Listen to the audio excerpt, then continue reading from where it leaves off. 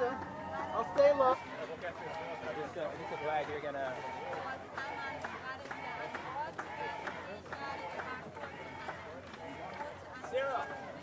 Cyril! Can I get there? Can I get down there? Could you mind saying that? Hey, sorry, we need to keep the folks up here. Just because if you come, then... Who? Cyril, the guy in the glasses.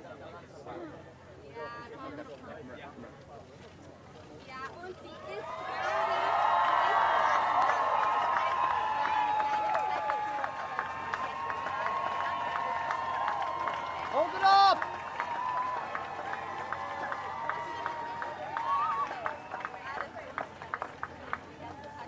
We are extremely relieved that this has all worked out exactly as planned.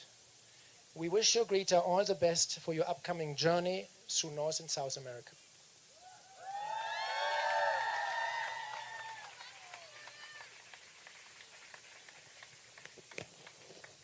Well, all of this is very overwhelming, and the ground is still shaking for me. But I want to thank everyone so much, everyone who is here, and everyone who is involved in this climate fight, because this is a fight across borders, across continents, and it's as you said, it is insane that a 16-year-old have to cross the Atlantic Ocean to make a stand and this, of course, is not something that I want everyone to do. The trip was very surprisingly good. I did not feel seasick once, so there was.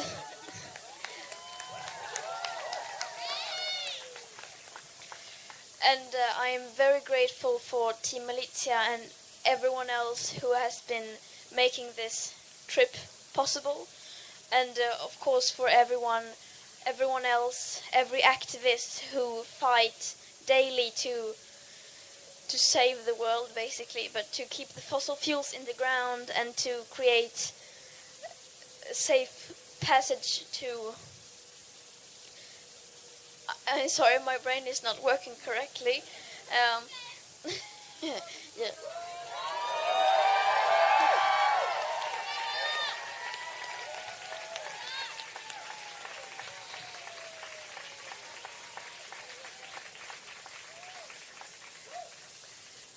The climate and ecological crisis is a global crisis and the biggest crisis humanity has ever faced, and if we don't manage to work together, to cooperate and to work together despite our differences, then we will fail. So we need to stand together and support each other and to take action, because otherwise it might be too late. So let's not wait any longer, let's do it now. Yes.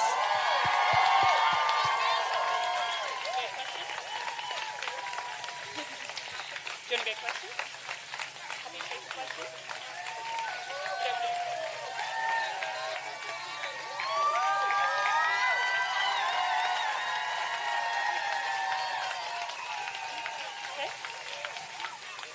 Okay, so we've got time for some questions. So if you could state who your question's for, and we will start.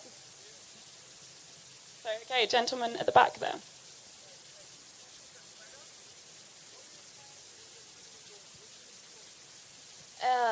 Right now I'm going to first finish this press conference and then go back to the boat and get my stuff, and then I'm going to rest.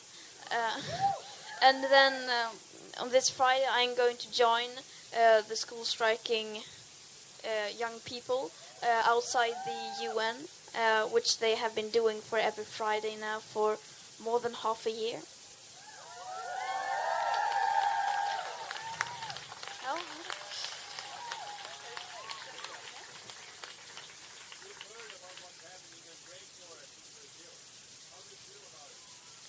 Yes, even on a sailboat in the middle of the Atlantic Ocean, I heard about the forest in the Amazon rainforest, the fires in the Amazon rainforest. So that's, yeah, and it is, of course, it's devastating, and it's so horrible. It's hard to imagine. So I mean, we need to. I mean, this is a clear sign that we need to stop destroying nature, and our war against nature must end. And I mean, the Amazon is such a key to addressing the climate crisis and the ecological crisis. So that is incredibly important. We cannot understand how important it is. So, yeah. Lady at the back here.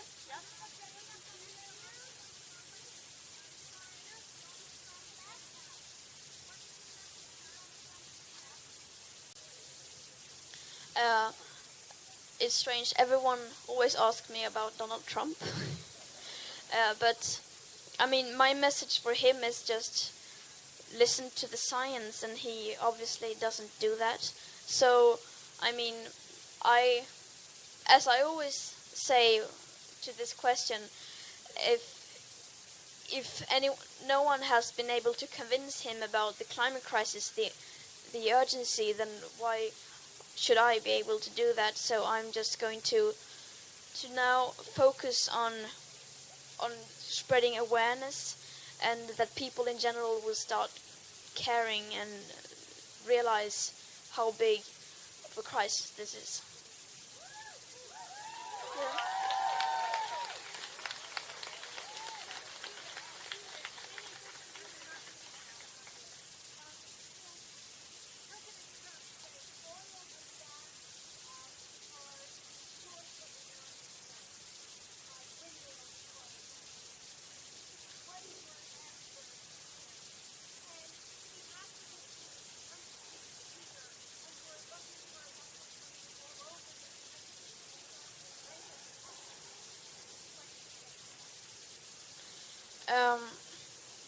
I mean, of course, oil and gas has its ups and downs, and we need to sort of realize the consequences from a bigger perspective of what it actually does when we use it the way we use it today. And I'm pretty sure windmills doesn't cause cancer. And was the second question my message to all the activists, to just keep going. And I know it may seem impossible and hopeless sometimes, but it always does. So you just have to continue, because if you try hard enough and long enough, you will make a difference. And if enough people stand together, fight for the right thing, then anything can happen. So.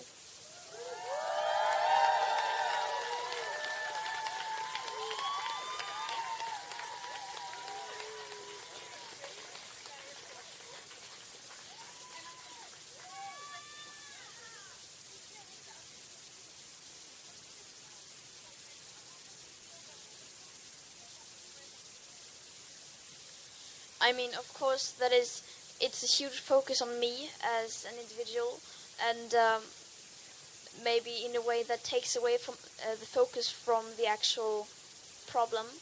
And so, I mean, of course, I wish this was more not focused on me, but more as a whole. And yeah, so. But I mean, there's not much I can do about that. If what I'm doing can make a difference, and if it can create attention for the climate crisis, then I'm going to use that opportunity to try to change things.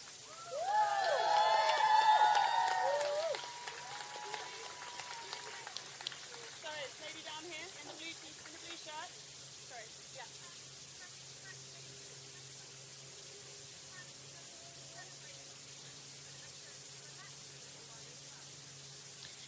Indeed.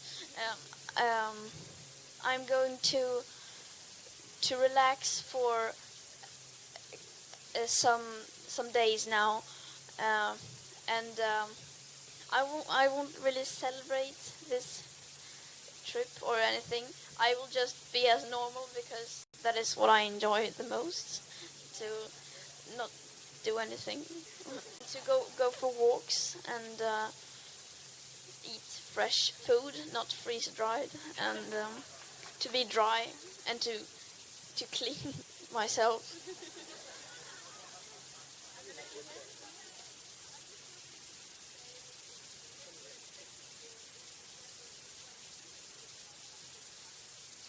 I am definitely coming to Chile, as it looks now, and I am going to try to get there, of course, without flying. So there will be a lot of trains, buses, and probably even sailing as well.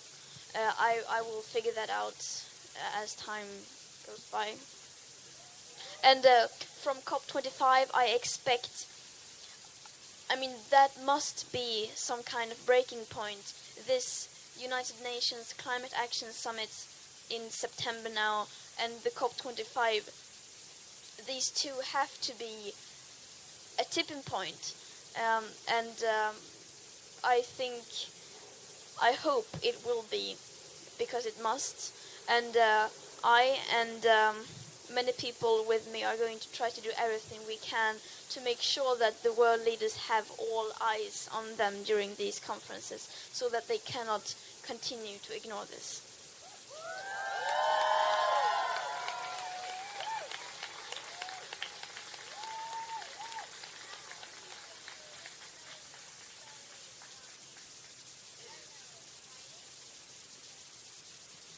I was how old I were when I first started to become a climate activist, or I first found out about this issue when I was maybe 7, 8 or 9 years old, and then I realized that, this is actually very bad, and I started to read about it more and more, and when I became maybe 11, I became depressed, and the climate crisis was a huge cause of that.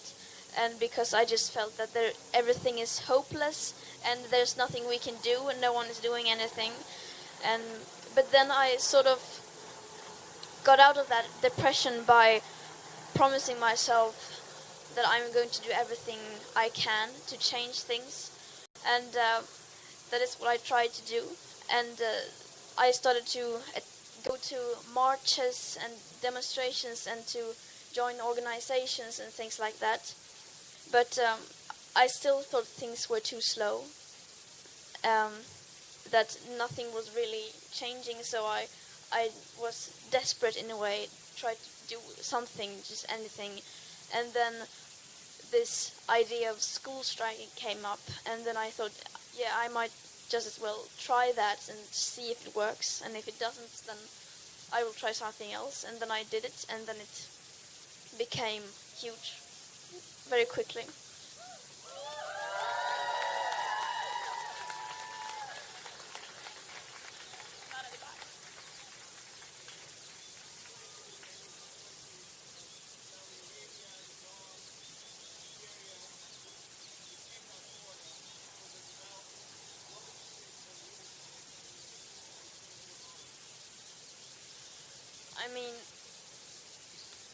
What I say to all leaders is that we have to take responsibility and see the bigger picture, and of course different countries have different different ways, or they are depending on different things, and that of course we need to take into account that. And of course, the aspect of equity, which is stated throughout the Paris Agreement, we also need to take into account that different countries are on different developing levels, and we need to make sure that everyone gets a just transition. and that's why, yeah, and yeah, I guess.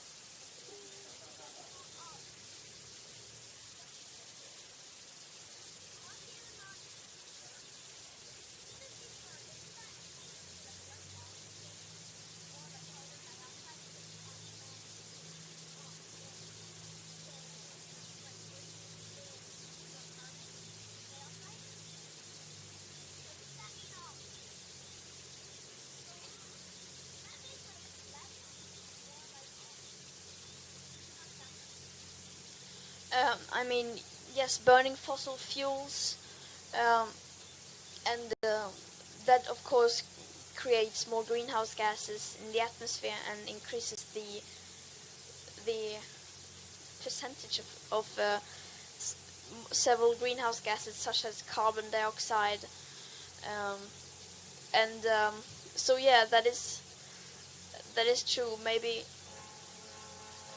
and of course that combined with deforestation and destruction of natural habitats, of course they are not a good combination because so yeah. Time for one more question. Okay, yep.